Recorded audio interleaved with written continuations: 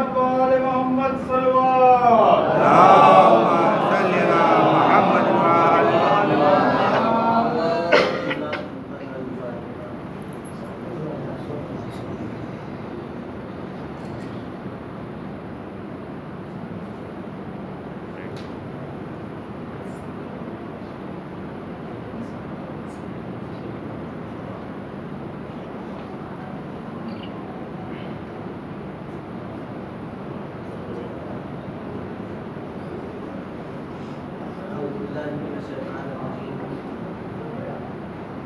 بسم الله الرحمن الرحيم. الحمد لله رب العالمين بارئ الخلائق أجمعين فاطر السماوات والأرض ثم الصلاة والسلام على أشرف الأنبياء والأرجل المرسلين سيد الأولين والآخرين أبي القاسم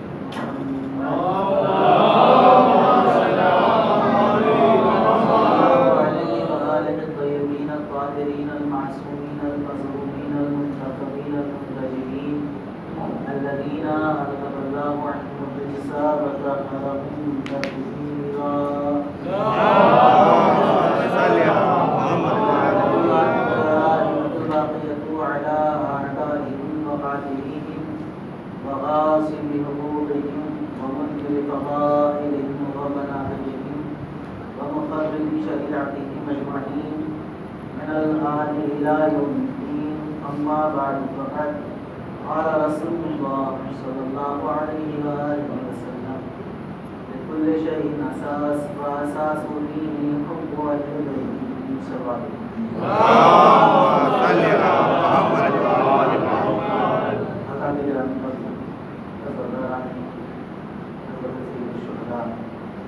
پروردگار دو عالم ہم سب کی عزت قبول فرمائے اور بابر ہمارے ہمیں ائمہ طاہرین علیہ السلام کا وفادار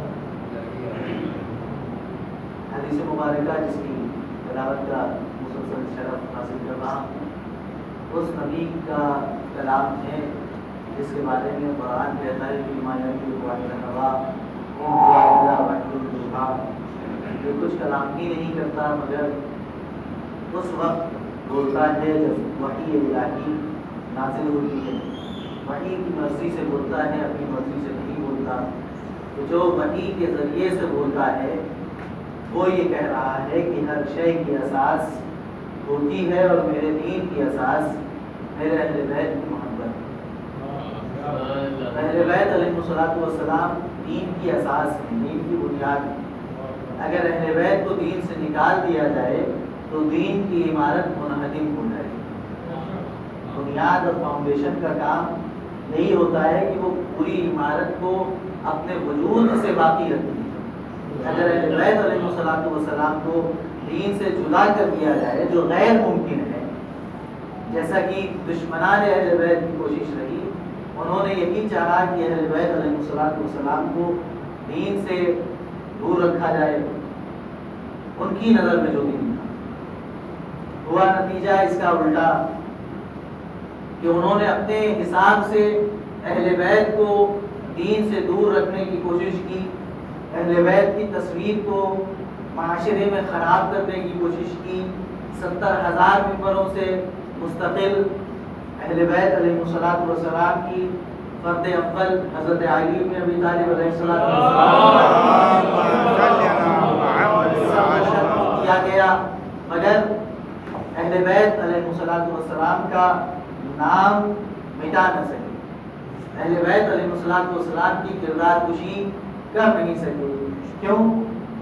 اس لیے کہ اہل بیت قرآن کے ہم پلہ ہیں اور قرآن کی تحفظ کی ذمہ داری خود پروردگار دو عالم کی ہے. نحن نزلنا الذکر وَإِنَّا لَهُ لَحَافِظُونَ. ہم نے اس ذکر کو نازل کیا ہے اور ہم ہی اس کی حفاظت کرنے والے ہیں. تو جب اللہ ایک سبل کو, جو حدیث ثقلین میں ترکت معکم الثقلین کہا, اس کا مطلب کیا ہے؟ ثقلین ایک سبل قرآن کریم ایک ثقل اہل بیت علیہ الصلوۃ والسلام، ان کو جب ایک ثقل کے بارے میں پروردگار نے کہا کہ ہم حفاظت کریں گے، تو دوسرے کے ذکر کی حفاظت بھی پروردگار دو عالم کرے گا۔ جیسا اللہ کو یقین قرآن پر ہے، لیکن کچھ باتیں، کچھ الفاظ شایان شان نہیں ہوتی شخصیات کی، مگر اپنے میسج کو کنوے کرنے کے لیے ان الفاظ کو اختیار کیا جاتا ہے۔ اللہ کے لیے یہ کہنا کہ اسے یقین ہے مناسب نہیں ہے، مگر اس کے سوا کوئی کلمہ بھی نہیں ہے کہ جس کے ذریعے سے میں اپنی بات کو آگے بڑھا سکوں۔ جیسا یقین قرآن کریم پر اللہ کا ہے کہ اس میں باطل نہیں ہے، ویسے ہی اہل بیت علیہ الصلوۃ والسلام پر یقین ہے کہ ان میں باطل نہیں ہے۔ لہذا جیسے اس کی حفاظت ہوگی ویسے ہی ان کے ذکر کی حفاظت ہوگی۔ چاہا گیا، کافی کوششیں کی گئی، 100 سال تک حدیث نبی کو لکھنے کی ممانعت رہی کہ مت لکھو، حدیث لکھنے کا کام نہ کیا جائے۔ اور یہ اسی تحریک کا حصہ تھا کہ جس میں حسبنا کتاب اللہ کا نعرہ بلند کیا گیا تھا ابتدا میں، اسی تحریک کا حصہ تھا کہ حدیث پیغمبر کو قلم بند نہ کیا جائے، حدیث پیغمبر کو بیان نہ کیا جائے۔ عمر بن عبدالعزیز کے زمانے میں رسمی طور پر آفیشیل طریقے سے حدیث کی کتابت کا کام شروع ہوا۔ کہا یہ جاتا تھا کہ حدیث اس لیے نہ لکھو کہ حدیث اگر لکھی ہوئی موجود ہوگی، حدیث اگر بیان کی جائے گی تو پھر قرآن اور حدیث میں کوئی فرق نہیں رہے گا۔ جو بھی بات کر رہا تھا پہلی مجلس میں کہ کھل کر بولنے کی ہمت کسی کی نہیں ہوتی، جب بھی بات کی جاتی ہے تو دین کے پیرائے ہی میں دین سے بھٹکانے کی بات ہوتی ہے۔ اس لیے ہمیں بہت ہوشیار رہنے کی ضرورت ہے۔ وہاں بھی یہ نہیں کہا گیا کہ حدیث کیوں نہ بیان کرو، اصل مقصد بیان نہیں کیا گیا، بلکہ یہ کہا گیا کہ حدیث اگر بیان کی جائے گی، اگر حدیث لکھی جائے گی تو نتیجہ یہ ہوگا کہ لوگ قرآن سے دور ہو جائیں گے۔ لیکن حقیقت کیا تھی؟ حقیقت یہ تھی کہ امیر المؤمنین علی ابن ابی طالب علیہ السلام جب حدیث پیغمبر اسلام کی تمام تر حدیثوں کو محفوظ کرنے کی مہم چلائی جاتی، تو اس میں جہاں نماز کی حدیثیں ہوتی، جہاں روزے کی حدیثیں ہوتی، جہاں اخلاق کی حدیثیں ہوتی، جہاں خاندان اور فیملی کے بارے میں جو حدیثیں فرمائی وہ ہوتی، وہیں وہ حدیثیں بھی ہوتی جو اہل بیت کے فضائل سے متعلق تھی۔ ٹارگٹ یہ والی حدیثیں تھیں، لہذا کہا گیا کہ کوئی حدیث نہ لکھو۔ لیکن مکتب اہل بیت علیہ الصلوۃ والسلام کے پروردہ جو یہ جانتے تھے کہ قید العلم بالکتابہ، علم کو تحریر کے ذریعے سے محفوظ کیا جا سکتا ہے، انہوں نے کسی نہ کسی عنوان سے حدیثیں بیان کی، کسی نہ کسی عنوان سے حدیثوں کو محفوظ کیا۔ اس کے لیے انہیں قیمتیں بھی چکانی پڑی، سزائیں بھی دی گئی، زبان بھی کاٹی گئی، یہ سب آپ کے علم میں ہے۔ عزیزان گرامی، انہی حدیثوں کے ذخیرے میں سے ایک حدیث تبرکاً آپ کی خدمت میں عرض کرتا ہوں کہ حضرت امام جعفر صادق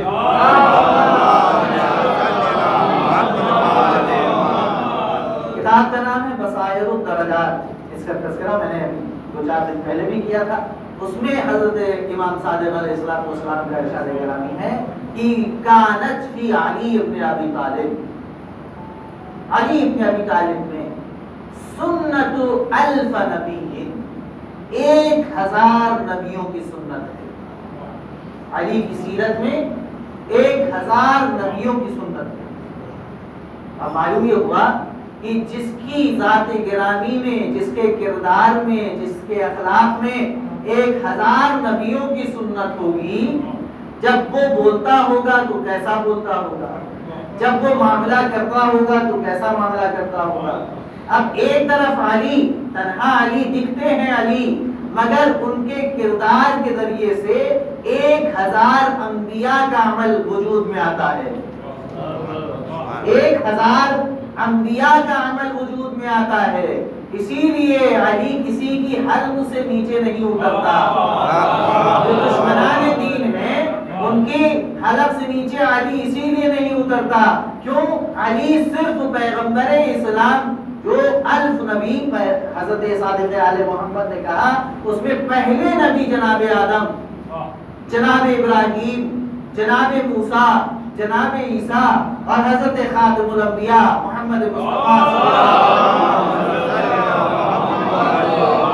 اب علی کا عمل نہیں ہے، وہ آدم کا عمل بھی ہے، وہ ابراہیم کا عمل بھی ہے، وہ موسیٰ و عیسیٰ کا عمل بھی ہے، وہ حضرت نبی اکرم کا عمل بھی ہے۔ اس کا مطلب یہ ہے کہ جو دشمنان دین ہیں، جو مخالفین علی ہیں، وہ فقط علی کے دشمن نہیں ہیں، وہ فقط علی کے مخالف نہیں ہیں، وہ آدم کے بھی مخالف ہیں، وہ ابراہیم کے مخالف بھی ہیں، وہ موسیٰ و عیسیٰ کے مخالف بھی ہیں، وہ خود حضرت نبی کا اکرم محمد عربی صلی اللہ علیہ وآلہ وسلم کے مخالف ہیں۔ جو علی کو برسر اقتدار نہیں آنے دینا چاہتے، وہ جانتے ہیں کہ علی آئیں گے تو صرف علی کی نہیں چلے گی، آدم کی چلے گی، ابراہیم کی چلے گی، موسیٰ کی چلے گی، عیسیٰ کی چلے گی، نبی کی چلے گی، لہذا علی سے دشمنی کیا ہے؟ علی اس اہل بیت کی فرد ہے جس کے لیے پیغمبر نے کہا کہ میرے دین کی اساس ہیں میرے اہل بیت۔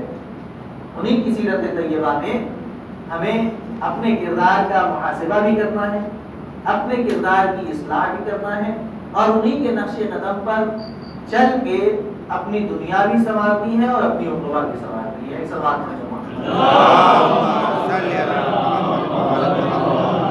ہم فضائل بیان کرتے ہیں، ہم فضائل سننے کے عادی ہیں، اور اللہ کی طرف سے یہ شرف ہے، اللہ کی طرف سے یہ نعمت ہے کہ ہم فضائل اہل بیت علیہ السلام سنیں، مگر فضائل اہل بیت علیہ السلام جس طریقے سے ائمہ نے بیان کیے، جس طریقے سے پیغمبر اسلام نے بیان کیے، اور جس طریقے سے اہتمام کیا اور ہمیں حکم دیا کہ اہل بیت علیہ السلام کے فضائل بیان کرو، جہاں بیٹھو وہاں اہل بیت کا تذکرہ کرو، جہاں بیٹھو وہاں اہل بیت کے مشن کو زندہ کرنے کی بات کرو، وہ اس لیے نہیں ہے کہ ہم صرف یہ بیان کر لیں کہ علی ایسے تھے، علی ایسے تھے، اور علی کا فخر و مباحات کریں، وہ اس لیے ہے کہ ہم جانیں کہ علی جو اتنے فضائل اور کمالات کے حامل تھے، جب وہ بندگی کی منزل میں آتے ہیں تو کیسے ہوتے؟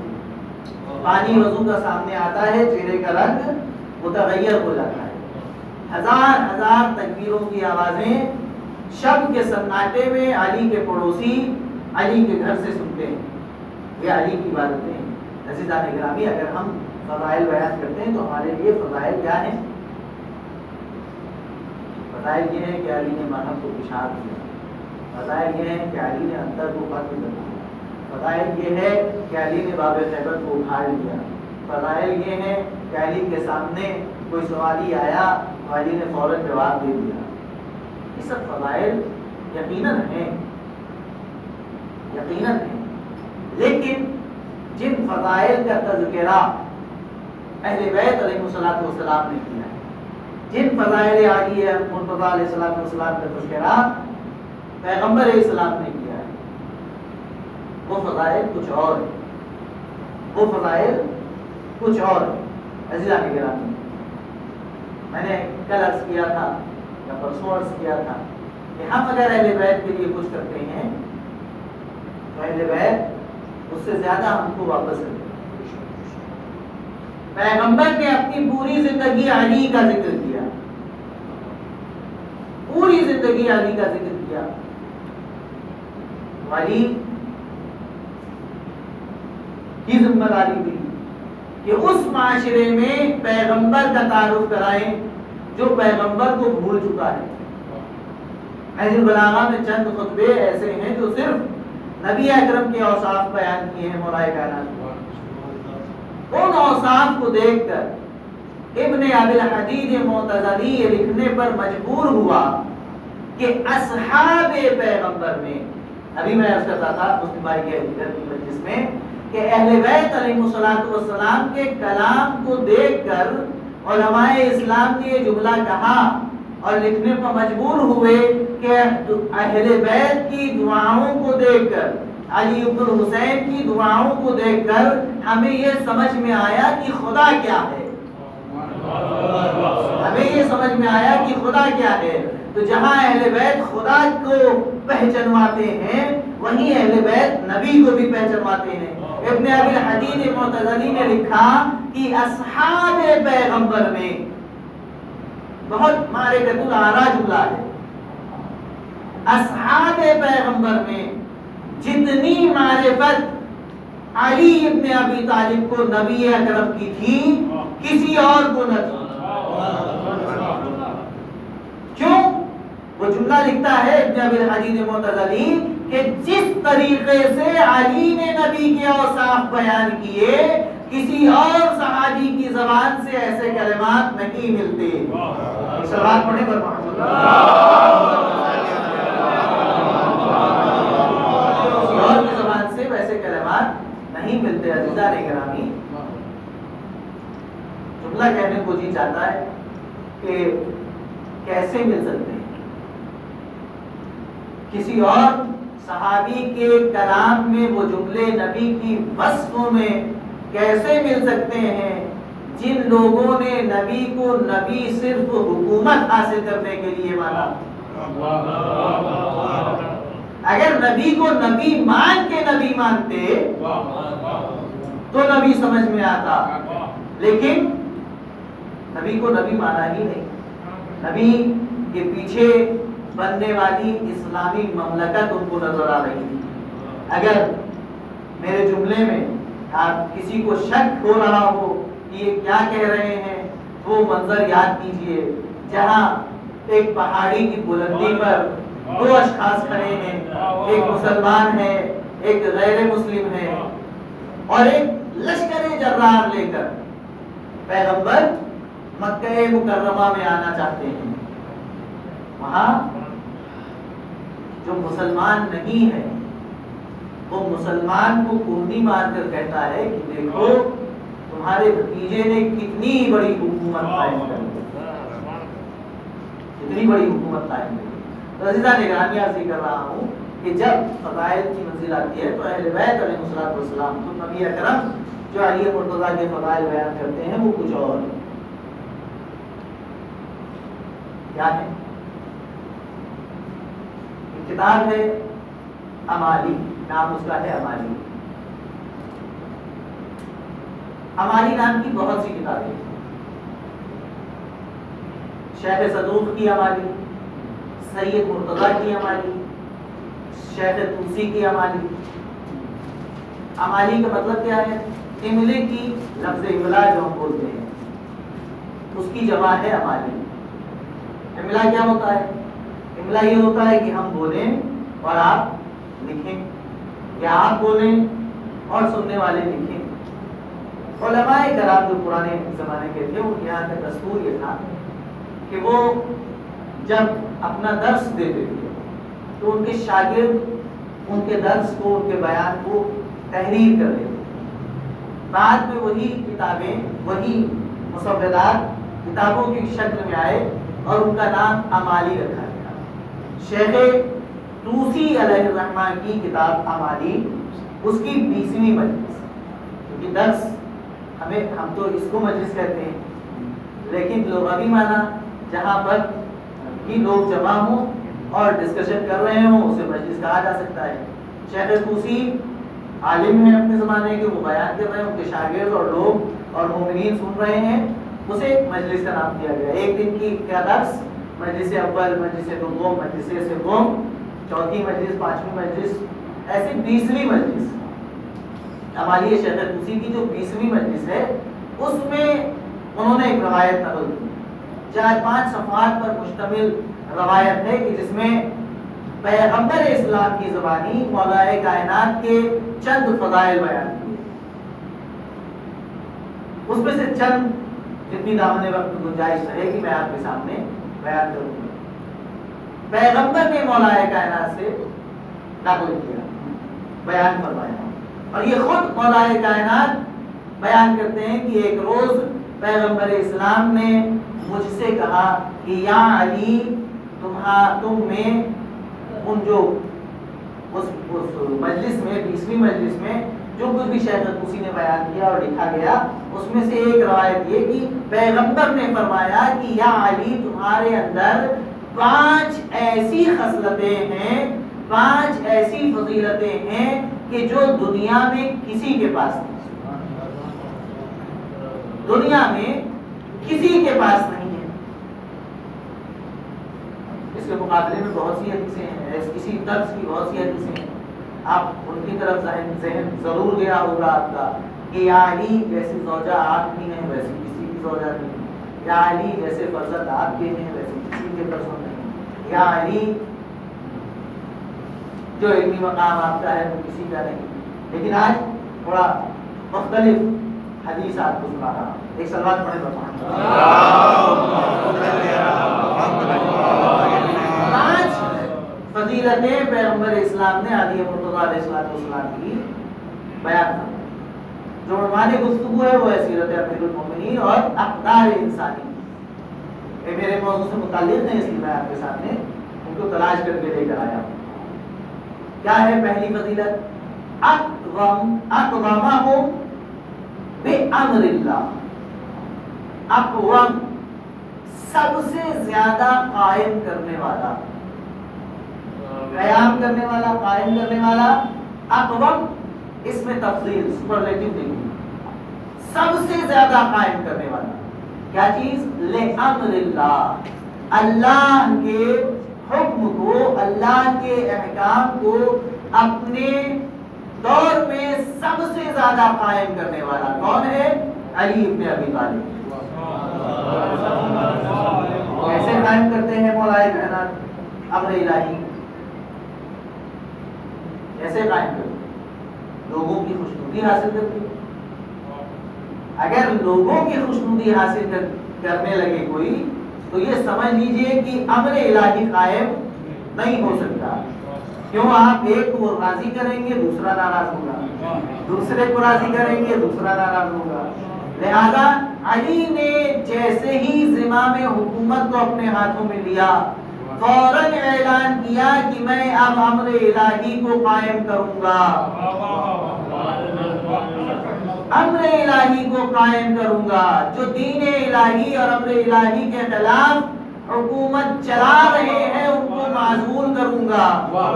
عرض کیا تھا آپ کے سامنے، جیسے ہی مولا کو ظاہری خلافت ملی اور انہوں نے گورنروں کو معزول کرنا شروع کیا، کسی نے مشورہ دیا آپ مولا شام والے کو باقی رہنے دیجئے، مگر علی نے کہا نہیں، کچھ بھی ہو جائے میں امر الہی کے قائم کرنے کی غرض سے اس کو بھی معزول کروں گا۔ پھر اس کے بعد بیت المال کا معاملہ آیا۔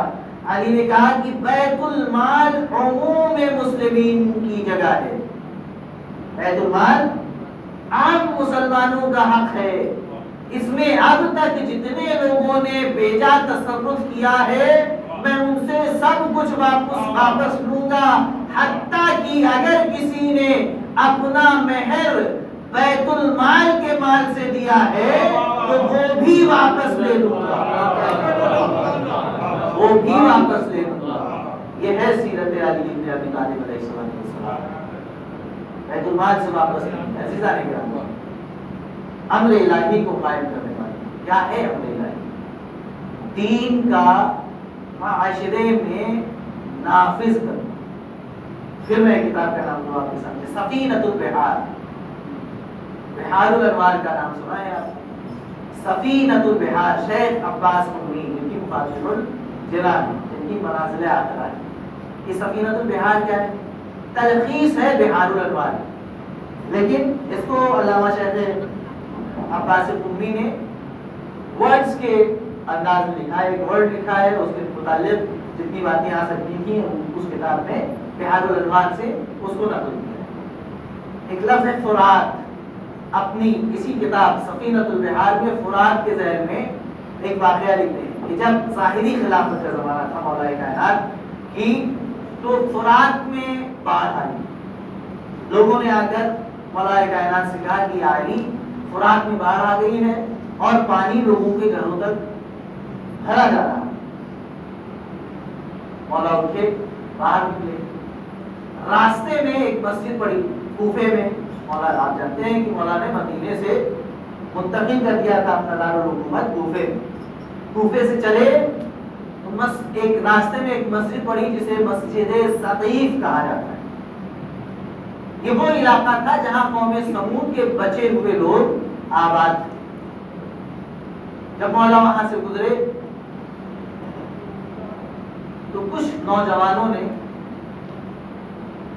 اس بات قوم سمود والے نے, قرآن نے قوم سمود پر جو عذاب نازل ہوا ہے اس کا تذکرہ کیا ہے. تو یہ عذاب والے انہوں نے شان امیر المومنین میں گستاخی کی. تو یہ گستاخی دیکھ کر ہمیں تعجب نہیں ہوا, اس لیے کہ گستاخی امیر المومنین کی شان میں وہی کرتا ہے جو مستحق عذاب ہو.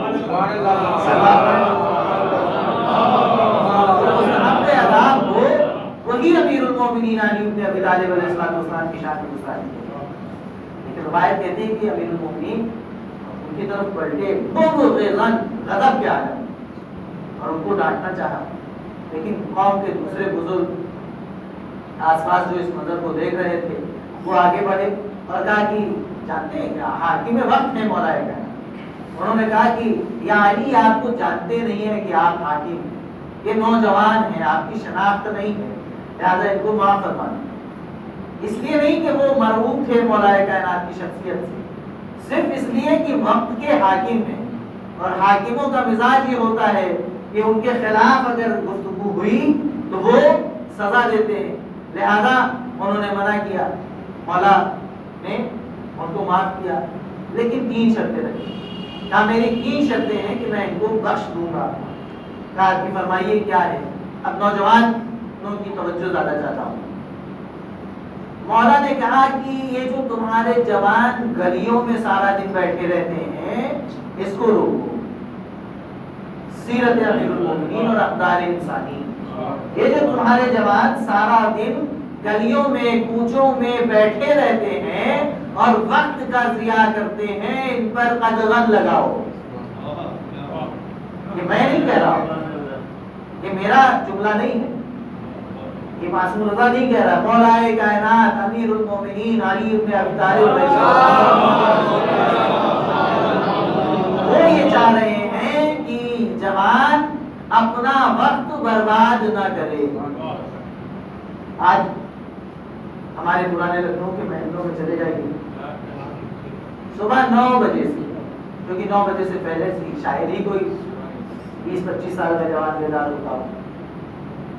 اس وقت سے جو ہوٹل گلیاں کوچے آپ کو پر ملیں گے تو رات کے 11 اور 12 بجے تک. نہ پڑھائی سے مطلب ہے, نہ جاب کی تلاش سے مطلب ہے. وہ سارا دن کیا کرتے ہیں, کون سی باتیں ایسی ہوتی ہیں کہ پورا 24 گھنٹہ ان کا گزر جاتا ہے. مولا نے کہا کہ میں ان کو بخش دوں گا, مگر پہلی شرط یہ ہے کہ ان سے کہو کہ اپنا وقت گلی کوچے میں برباد نہ کریں. پہلی شرط مولا کہا. دوسری شرط بزرگوں کے لیے. ایک سوال پڑھیں تھوڑا سا.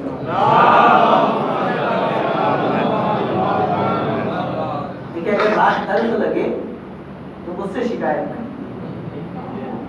سفینۃ البحار علامہ شیخ عباس الحکمی اور مولا کائنات ہے.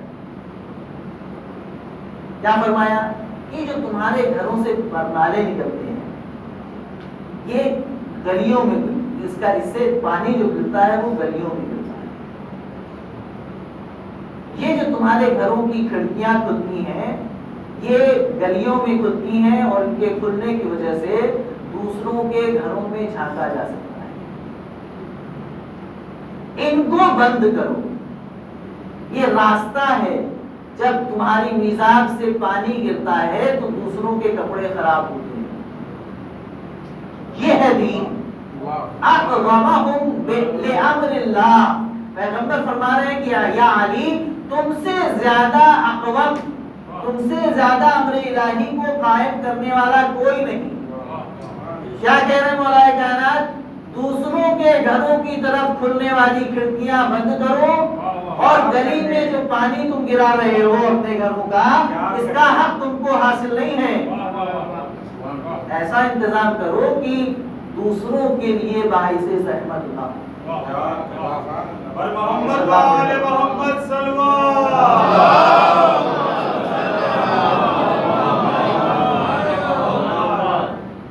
پھر تیسرا جو جملہ امام نے فرمایا، تیسری شرط، وہ یہ کہا کہ خود بھی ادب سیکھو اور اپنے بچوں کو بھی ادب سکھاؤ۔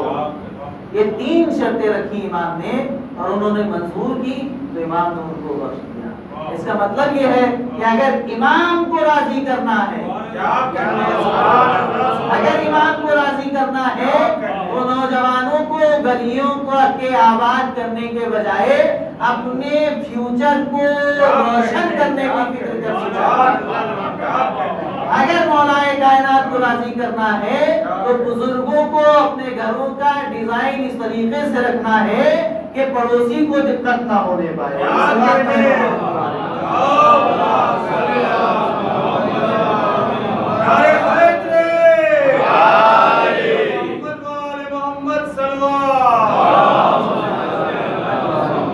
دوسری فضیلت پیغمبر اسلام نے جو مولا کی فرمائی، اوفاہم بعہد اللہ، یعنی آپ عہد الہی کے سب سے زیادہ وفا کرنے والے، عہد الہی کو سب سے زیادہ پورا کرنے والے۔ جو اللہ عہد الہی کو پورا کرتا ہے، قرآن انہیں اولو الالباب کہہ کر، صاحبان عقل کہہ کر خطاب کرتا ہے، اور جو عہد الہی کی خلاف ورزی کرتے ہیں، قرآن ان کو سرزنش کرتا ہے، ان کے لیے سخت الفاظ استعمال کرتا ہے۔ سورہ راج کو کبھی ترجمے کے ساتھ پڑھیں، آپ کو یہ سارے مفاہیم جو قرآن کے حوالے سے ابھی کہا میں نے، وہ اس میں آپ کو ملے۔ یعنی انت اوفاہم بعہد اللہ، عہد الہی کے آپ وفا کرنے والے ہیں۔ عہد الہی کیا ہے؟ عہد الہی پھر وہی جو اللہ سے وعدہ کیا ہے۔ آپ میں سے کسی نے اللہ سے وعدہ کیا ہے؟ وعدہ کرنا ہمارے معاشرے میں یہ ہے کہ ہم نے گفتگو کی آمنے سامنے، اور اس وقت یہ کلمہ اپنی زبان سے جاری کیا کہ میں وعدہ کرتا ہوں۔ تو جب تک یہ نہیں کہیں گے تب تک ہم وعدے کا تصور ہی ذہن میں نہیں آتا، تخیل ہی میں نہیں آتا کہ وعدہ کیا ہے۔ وعدہ یعنی دو طرف سے ایک دوسرے سے اقرار کرنا۔ ہم نے تو اللہ سے وعدہ نہیں کیا۔ دو طرف سے وعدہ کرنے کا مطلب یہ ہے کہ ملاقات ہو۔ کیا رب العزت سے ملاقات کی؟ نہیں عزیزان گرامی، اللہ سے ملاقات کرنے کی ضرورت نہیں ہے۔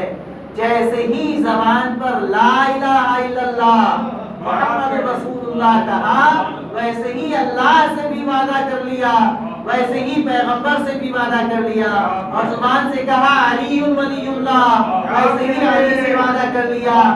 یا اللہ، لا الہ الا اللہ کہا مطلب یہ، یا اللہ تو جو کہے گا وہ کروں گا۔ محمد رسول اللہ، اے نبی خدا آپ جو کہیں گے وہ کروں گا۔ علی ولی اللہ، اے میرے مولا، اے میرے امام آپ جو کہیں گے وہ کروں گا۔ عہد الہی کو پورا کرنے والے ہیں۔ ابھی میں نے عرض کیا آپ کے سامنے کہ پوری سیرت امیر المومنین علی بن ابی طالب کی آپ دکھاتے ہیں۔ دین کے قیام کے لیے مولا کائنات، مولا کو کچھ کہتے،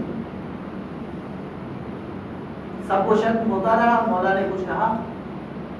بہادری کیا ختم ہو گئی تھی؟ شجاعت میں کمی آ گئی تھی؟ نہیں، منبروں سے مولا کائنات کو پورا کہا جاتا رہا، مگر کبھی بھی مولا نہ دربار میں گئے نہ مسجد میں گئے روکنے کے لیے کہ مجھے برا نہ کہو۔ لیکن جیسے ہی دین پر وقت پڑا فوراً دربار تک پہنچے، فوراً دربار تک پہنچے۔ اس کا مطلب یہ ہے کہ جو علی نے وعدہ کیا ہے پروردگار دو عالم سے، اس کو پورا کرنے کے لیے علی اپنے اوپر تمام مصائب برداشت کر سکتے ہیں، مگر دین الہی کو مشکل میں دیکھ نہیں سکتے، فوراً مدد کے لیے پہنچے۔ کیا کیا ہے واقعات آپ کے ذہنوں میں ہیں؟ روم کے بادشاہ نے ایک خط لکھ کر بھیجا، دوسری خلافت کا زمانہ ہے، کہ یہ قرآن کی کیسی آیت ہے، وَاسْأَلْ مَنْ أَرْسَلْنَا مِنْ قَبْلِكَ مِنْ رُسُلِنَا، سورہ زخرف آیت نمبر 44، کہ ان نبیوں سے سوال کرو جو آپ سے پہلے گزر چکے ہیں۔ میں اس وقت آپ سے کہوں، مثلا کوئی مجلس اٹھ کر چلا جائے، پھر میں آپ سے کہوں کہ آپ مجھ سے سوال نہیں کیجیے، تو آج کے زمانے میں تو بہت آسان ہے، نمبر ڈائل کیا اور اسے گفتگو کر لی، حالانکہ وہ قریب میں موجود نہیں ہے، دور چلے گئے۔ یہ تو ممکن ہے، لیکن جن مومنین کا انتقال ہو چکا ہے، میں ان میں سے کسی کا نام لے کر آپ سے کہوں کہ آپ مجھ سے پوچھیے، آپ کہیں گے کیسا دماغ خراب ہو گیا آپ کا، جو اس دنیا میں ہے ہی نہیں اس سے پوچھیں کیسے؟ جب نبی اکرم سے یہ خطاب کر رہا ہے پروردگار، تو نہ موسیٰ ہے، نہ عیسیٰ ہے، نہ ابراہیم ہے، نہ زکریا ہے، نہ یحییٰ ہے، کوئی نہیں ہے، اور اللہ کہہ رہا ہے وَاسْأَلْ مَنْ أَرْسَلْنَا مِنْ قَبْلِكَ مِنْ رُسُلِنَا، اے نبی آپ ان سے سوال کیجئے جو آپ سے پہلے گزر چکے ہیں۔ دربار میں خط پہنچا، خلیفہ اسلام جس نے دعویٰ کیا ہے کہ اللہ کی کتاب کافی ہے، وہ اپنے اصحاب کے ساتھ بیٹھا ہوا ہے اور بادشاہ روم کا خط دکھا رہا ہے اور پوچھ رہا ہے کہ بتاؤ جواب کیا دوں، بتاؤ جواب کیا دوں۔ کوئی جواب جب نہیں بن پڑا تو قلم اٹھایا اور یہ لکھنے جا رہا تھا کہ یہ قرآن مجید کی آیت ہی نہیں ہے۔ تبھی در علی ابن ابی طالب پر اپنی ریش سے جاروب کشی کرنے والے سلمان کھڑے ہوئے۔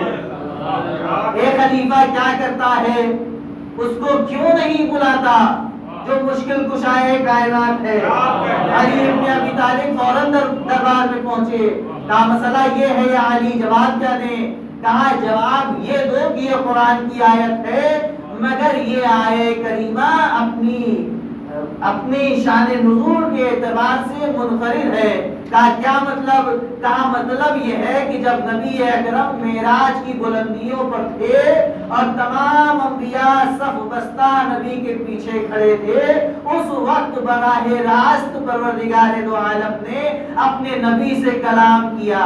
ہر آیت جبرائیل کے ذریعے سے آئی، لیکن یہ آیت کا ٹکڑا براہ راست بغیر واسطہ جبرائیل کے پیغمبر تک پہنچی۔ وَاسْأَلْ مَنْ أَرْسَلْنَا مِنْ قَبْلِكَ مِنْ رُسُلِنَا، سارے نبی کے پیچھے صف بستہ دست ادب جوڑے ہوئے موجود ہیں۔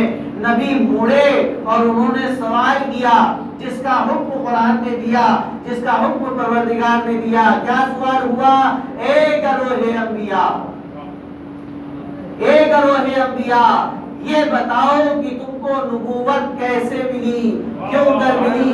سارے نبیوں نے ایک زبان ہو کر جواب دیا، اے اللہ کے حبیب، آپ کی نبوت کا کلمہ پڑھنے کے بعد اور آپ کے ابن عم علی ابن ابی طالب کی وصایت و ولایت کا کلمہ پڑھنے کے بعد عالم اسلام ذرا غور کرے، جب انبیاء کو نبوت بغیر علی نہیں مل سکتی، جب انبیاء کو نبوت بغیر اقرار ولایت علی ابن ابی طالب نہیں مل سکتی، تو ہمیں دین بغیر ولایت علی ابن ابی طالب۔ ایک صلوات پڑھیں۔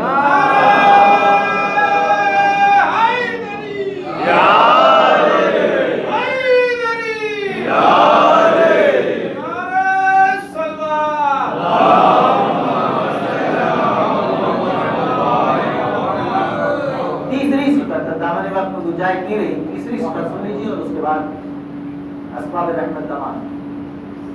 اقسطہم بالسویہ، اے علی آپ کی تیسری وہ فضیلت جو کسی میں نہیں ہے صرف آپ میں ہے، وہ یہ ہے کہ آپ تقسیم کرنے میں سب سے زیادہ عادل ہیں، مال کی تقسیم کرنے میں سب سے زیادہ عادل ہیں۔ عدالت علی علیہ السلام کی ذات کا ایک روشن پہلو ہے۔ کیسی عدالت ہے؟ ام ہانی بہن ہے مولا کائنات اور بہت بافضیلت خاتون۔ ان کی فضیلت کے لیے صرف اتنا کہہ دینا کافی ہے کہ جب نبی اکرم کی معراج سفر شروع ہوا تو انہی کے گھر سے شروع ہوا، انہی کے گھر سے شروع ہوا، یعنی پیغمبر کا گھر نہیں تھا، پیغمبر کا گھر تھا۔ چاہتے تو پیغمبر، اللہ چاہتا تو پیغمبر کو انہی کے گھر سے معراج پر بلاتا، مگر حکم دیا ابو طالب کی بیٹی کے گھر جاؤ، ابو طالب کی بیٹی کے گھر جاؤ۔ وہاں سے سفر معراج شروع ہوا اور سفر معراج ختم کہاں ہوا؟ جب معراج کی بلندیوں سے واپس آئے تو رسول اکرم اپنے گھر نہیں گئے، کہاں گئے؟ علی کے گھر گئے، علی کے گھر گئے۔ تو ابتدائے معراج ام ہانی کے گھر سے، انتہائی معراج علی کے گھر پر۔ دونوں فرزند کس کے؟ ابو طالب کے۔ یعنی قدرت نے یہ بتانا چاہا کہ میں اپنے نبی کو اگر وہ فضیلت دوں جو کسی اور نبی کو نہیں دی تو وہ فضیلت شروع بھی ابو طالب کے گھر سے ہوگی، ختم بھی ابو طالب کے گھر سے ہوگی۔ کیا کہنا ہے؟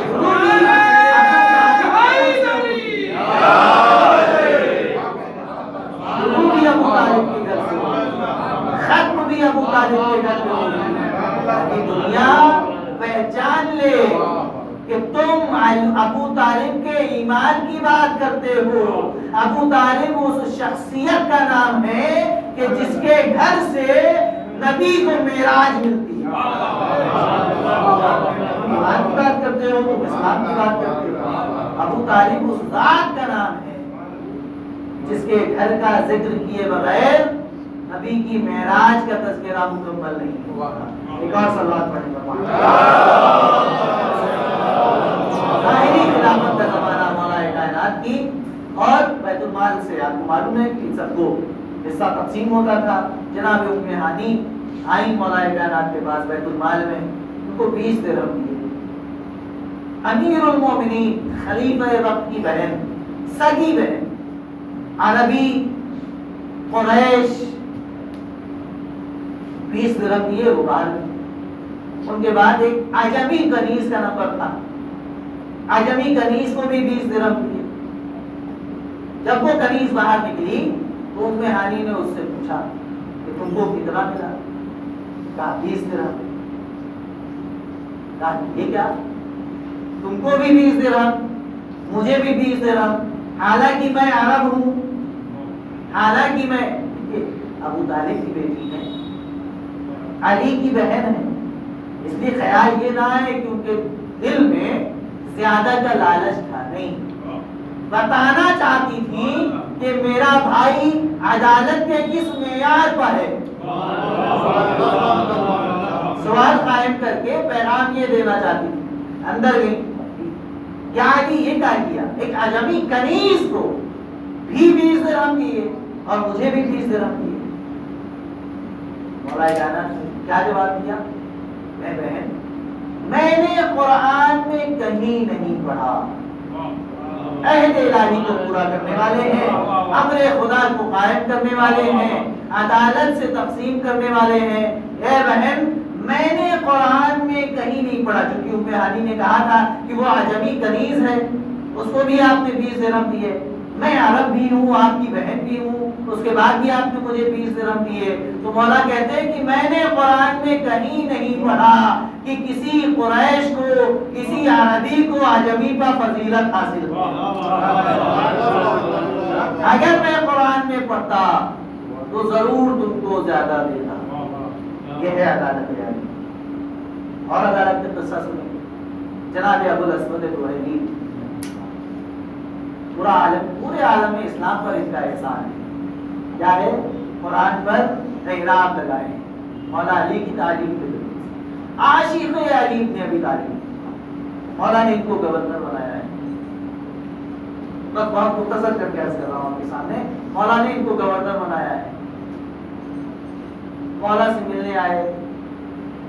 مولا نے کہا کہ میں نے تمہیں گورنری سے معزول کیا. علی میں نے کوئی ظلم نہیں کیا، کسی پر ظلم نہیں کیا، کسی کے حق میں برا فیصلہ نہیں کیا. جو جس کا مستحق تھا ویسا ہی فیصلہ کیا، ہمیشہ حق پر رہا. میرے معزول کرنے کی وجہ کیا ہے؟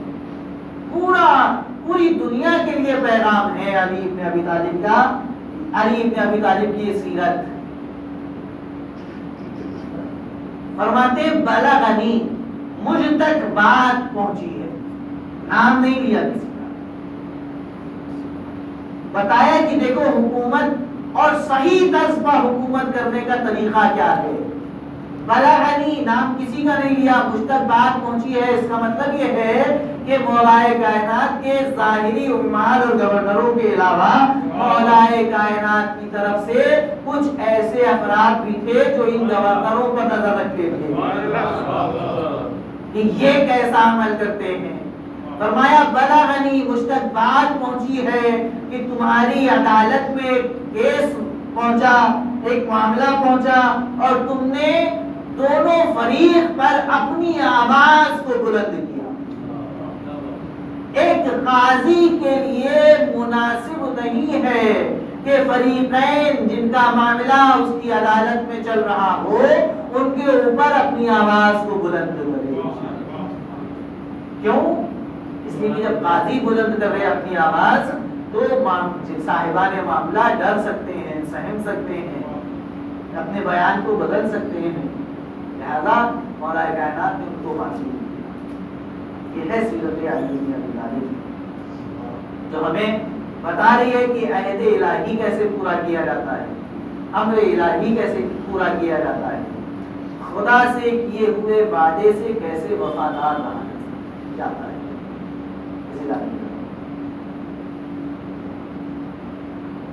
اس مجلس میں نے علی بن ابی طالب علیہ السلام کی ایثار کی. آج اس وقت مجلس میں مولا کائنات کی وفاداری کی بات ہے. وفاداری انسانوں سے نہیں، وفاداری دوستوں سے نہیں، وفاداری امر الہی سے، اس عہد سے جو اللہ سے علی نے کیا. اب اگر یہی علی کسی فرزند کی تمنا کرے اور اس کو اپنی آغوش میں پالے تو علی کی اوصاف اس فرزند میں آئیں گے یا نہیں آئیں گے. چاہے امام حسن کی بات ہو، چاہے امام حسین کی بات ہو، اور چاہے ان بیٹوں کی بات ہو جو بطن فاطمہ سے نہیں بلکہ بطن ام البنین سے. آج 8ویں محرم ہمارے رضا خانوں میں آج مولا ابوالفضل عباس علیہ السلام کی وفات کا تذکرہ، ان کی شجاعت کا تذکرہ. شجاعت اظہر من الشمس، مولا عباس علیہ السلام. ویسی شجاعت ہم اگر اپنے اندر چاہیں تو پیدا نہیں کر سکتے. کی رگوں میں علی کا خون تھا، کی شجاعت علی سے حصے میں ملی. اگر ہم چاہیں تو مولا عباس جیسی شجاعت پیدا کر سکتے ہیں؟ نہیں کر سکتے. لیکن اس شجاعت کے پیچھے ایک راز ہے، اور وہ وہی راز ہے جس کا بیان میں ابتدائی مجلس سے کر رہا ہوں. امر الہی، عہد الہی اور عدالت، جب یہ تینوں صفات کسی کے اندر جمع ہو جاتی ہیں تو پھر وہ شخص سامنے آنے والے کسی باطل سے نہیں ڈرتا،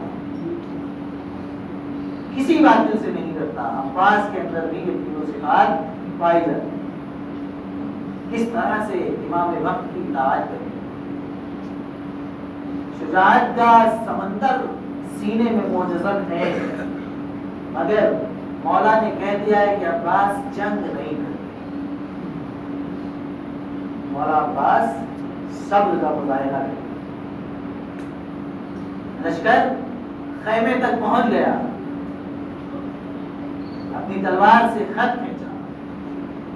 غیظ کے عالم میں عباس اس لشکر کا مقابلہ کرنے کے لیے بڑھے. روایت کے فقرے آپ کے ذہنوں میں محفوظ ہیں کہ ایسا معلوم ہوتا تھا کہ عباس ایک شیر جری کی طرح اس لشکر پر ٹوٹنے والے ہیں. کسی نے مولا حسین کو آ کر خبر دی. مولا حسین سمجھ گئے کہ بکھرے ہوئے شیر کو قابو میں کرنا اس وقت ممکن نہیں ہے. ہاں ایک طریقہ ہے. خیمے میں گئے, کہا بہن زینب اب عباس کو روکنا تمہارا کام. مولا جناب زینب نے فضہ کو بھیجا, مولا عباس شہزادی آپ کو بلا رہی ہے. اپنی تلوار نکالی, خط زمین پر کھینچا اور کہا خبردار اس خط کے آگے کوئی اپنا قدم نہ بڑھائے. یہ کہہ کر خیمے میں آ گئے. زانو ادب طے کر کے شہزادی کے سامنے بیٹھے. بیوی نے کہا کہ عباس میں جانتی ہوں تمہاری رگوں میں بابا علی مرتضیٰ کا خون, تم بہت شجاع ہو, مگر عباس ابھی جنگ کا موقع نہیں. عباس کیا تم یہ چاہتے ہو, جذباتی جملے شہزادی زینب سلام اللہ علیہ بیان فرمائیں کہ عباس امام وقت کی اطاعت واجب ہے, ضروری ہے. بس عزیزان گرامی اسی وقت مولا عباس نے یہ جملہ کہا کہ اے بہن, اے شہزادی زینب, اگر آپ کا حکم ہے کہ میں ان سے جنگ نہ کروں تو لیجیے میں اپنی تلوار کو آپ کی چادر کا صدقہ سمجھ کر آپ کے قدموں پر گزار دوں.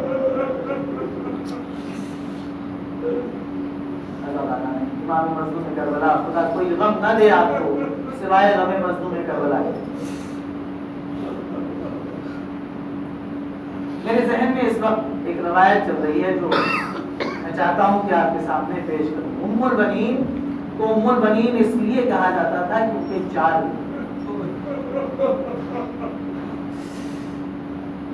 جب قتل امام حسین ہو گیا اور قید سے رہائی ملی اور یہ قافلہ مدینے پہنچا تو بشیر جزلم نے جس وقت مدینے میں صدا بلند کی قد قتل الحسین, ایک ضعیفہ اسی مجمع میں آئی اور اس نے بشیر کو ڈانٹ کر کہا کہ کیا کہتا ہے. بشیر کہتا ہے کہ میں ان معظمہ کو جانتا نہیں تھا, پہچان نہیں پا رہا تھا. میں نے لوگوں سے پوچھا کہ یہ کون بیوی ہے. کہتا ہے کیوں؟ یقین نہیں تھا کہ حسین قتل ہو. یقین کیوں نہیں تھا؟ جب پوچھا لوگوں سے بشیر نے کہ یہ کون ہے تو اسے پتا چلا کہ یہ مادر ابو الفضل عباس. اس نے دستے ادب جوڑ کر پوچھا کہ بی بی یہ بتائیے کہ آپ کو حسین کے قتل کا یقین کیوں نہیں ہو رہا؟ تو بی بی نے آواز دی کہ میں نے اپنے عباس کو ساتھ بھیجا, میں نے اپنے عباس کو حسین کے ساتھ بھیجا تھا. میرا بیٹا ایسا شجاع تھا کہ اس کے موجودگی میں کسی کی ہمت نہیں تھی کہ حسین کی طرف نظر اٹھا کر دیکھے. تب بشیر نے واقعہ شہادت جناب عباس بیان کیا اور بیان کیا کہ پہلے عباس شہید ہوئے, پھر امام حسین شہید ہوئے. جنت البقیع میں پہنچی جناب ام البنین, قبر جناب سیدہ کے قریب بیٹھ کر فرمایا کہ بی بی میرے عباس سے راضی ہو رہیے گا, کیونکہ جب تک میرا عباس زندہ رہا اس وقت تک حسین تک کوئی تیر نہیں پہنچا. اس کے بعد زمین پر انگلیوں سے قبر کے نشان 4 نشان بنائے, 4 نشان بنائے. کہا یہ میرے بیٹوں کی قبر ہے. پھر اس کے بعد ان نشانوں کو مٹایا اور کربلا کا رک کر کے آواز دی, اے عباس, اے میرے بیٹوں, شکایت نہ کرنا, میں تم پر گریہ نہیں کروں گی. میرا آقا حسین کربلا میں پیاسا مار ڈالا گیا, جب تک میں زندہ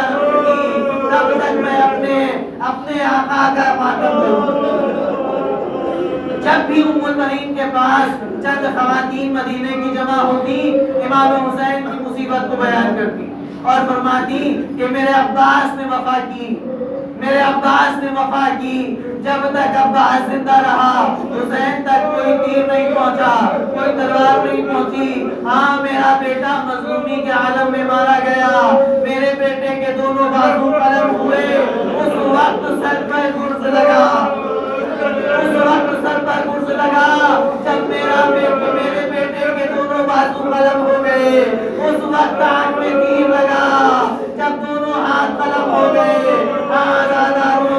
مصیبت سب سے بڑی مصیبت جناب عباس کی یہی ہے کہ ہاتھ قلم ہوئے، سر پر گرز لگا، کب گرز لگا؟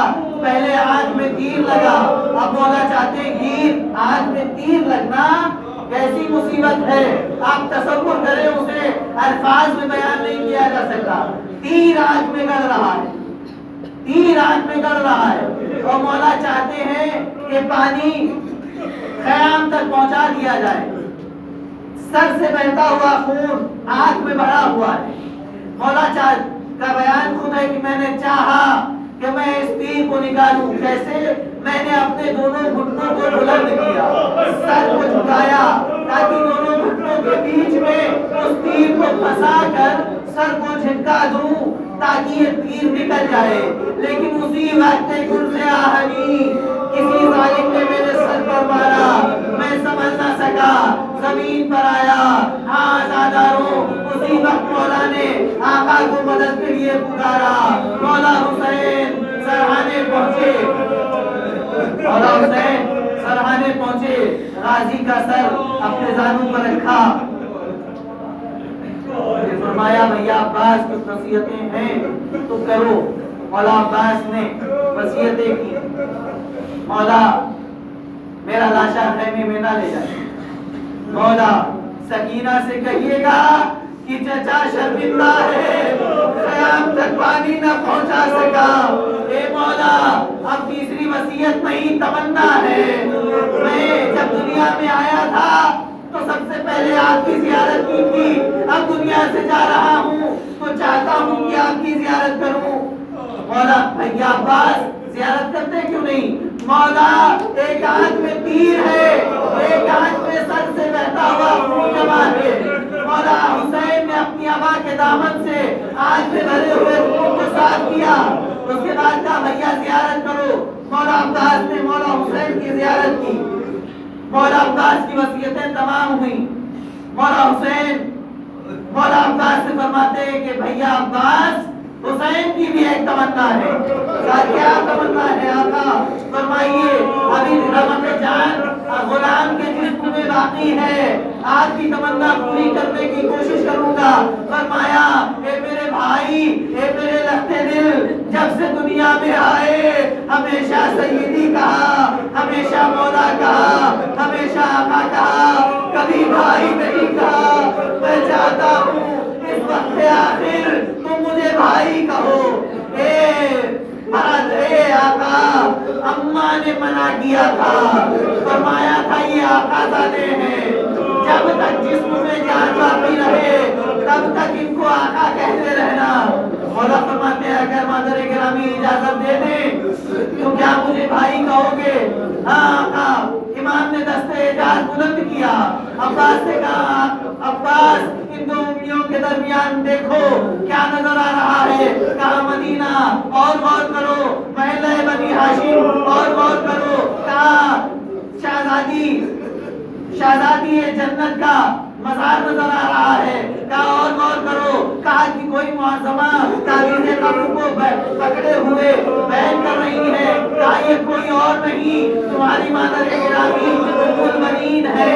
جیسے ہی سنا کہ ام المؤمنین ہے، عباس سے کہا مولا حسین نے اے عباس سلام کرو، سلام کرنے کے بعد اجازت طلب کرو۔ عباس نے سلام کیا، اے مادر گرامی سلام۔ جیسے ہی عباس کی آواز کانوں میں پہنچی، جناب ام المؤمنین حیرت سے چاروں طرف دیکھنے لگی۔ اے عباس کیا تم حسین کو مکتب میں چھوڑ کے مدینے آ گئے؟ آواز ہی نہیں مادر گرامی، جان گری کا وقت ہے، آقا حسین کا حکم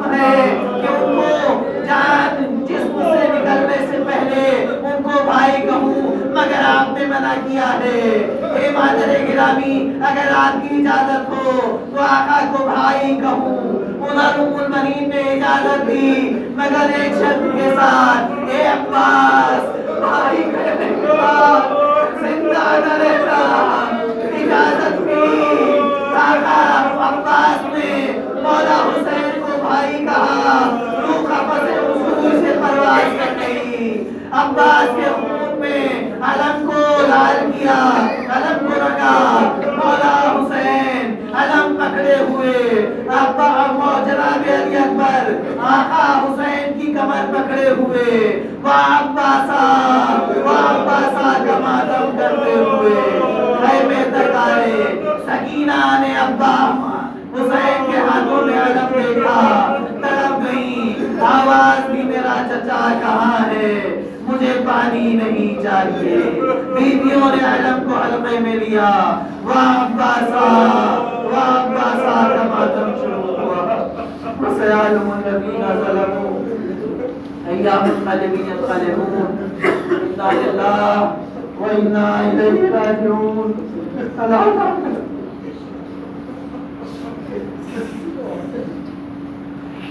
ألا لعنة الله على القوم الظالمين. إلهي بأرض زهراء وفيها وبعدها وبنيها تقبل منا إنك أنت السميع العليم. اللهم ارزقنا شفاعة الحسين عليه السلام يوم الورود، وارزقنا زيارة قبر الحسين عليه الصلاة والسلام مع الحسين.